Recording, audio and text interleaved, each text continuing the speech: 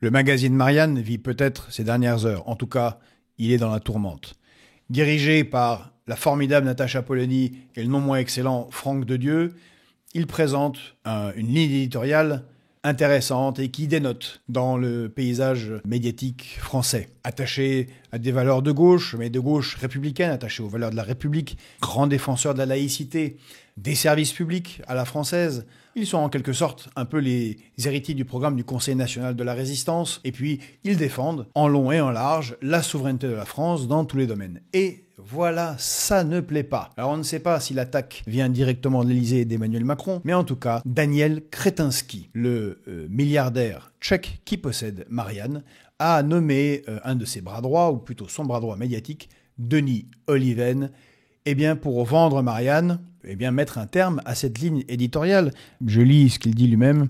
La ligne souverainiste portée par Natacha Polony est devenue trop encombrante car il est europhile et libéral. Alors c'est intéressant de nommer Denis Oliven pour aller vendre Marianne car il n'a même pas le courage d'en parler aux journalistes. Mais il va annoncer ça dans Le Figaro. Et Denis Oliven, c'est un cas. Hein, c'est un enfant de la Mitterrandie, c'est la gauche caviar, mais alors caviar avec cuir en or.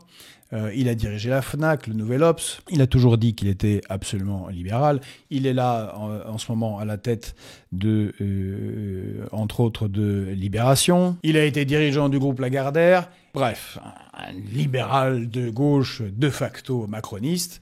Et puis, cerise sur le gâteau, il est aussi un ancien de la French American Foundation. C'est un young leader, comme Emmanuel Macron et comme de très nombreux ministres et élus en France, c'est-à-dire totalement inféodé aux intérêts américains, ce que n'est pas du tout Marianne, qui défend une vision de la France qui est plutôt gaulliste et donc indépendante. Ils ont même osé utiliser le terme de radicaliser pour Marianne. Radicaliser.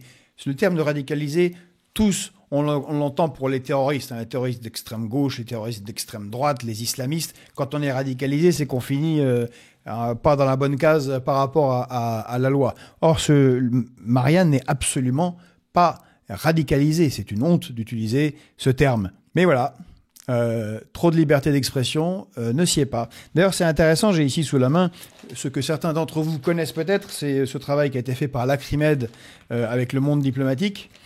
Je le déroule ici, il faut le prendre. C'est qui possède les médias français. Qui possède les médias français. Vous voyez, bon, c'est trop petit pour voir à l'écran. Donc, je vous invite vraiment à aller voir cela où on constate que ce sont juste quelques milliardaires, souvent des marchands d'armes, qui détiennent quasiment directement ou indirectement tous les médias français. On est dans une situation qui n'a absolument rien envié à la Russie ou à des pays où des gens extrêmement riches et extrêmement proches du pouvoir tiennent toutes les rênes médiatiques. Et ça nous renvoie à quelque chose qui est important pour nous, à République souveraine ou à nous le peuple.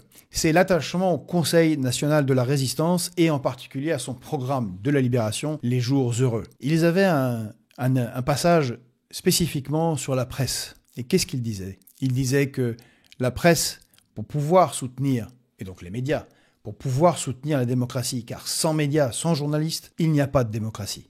Ça n'existe pas. Il faut être informé.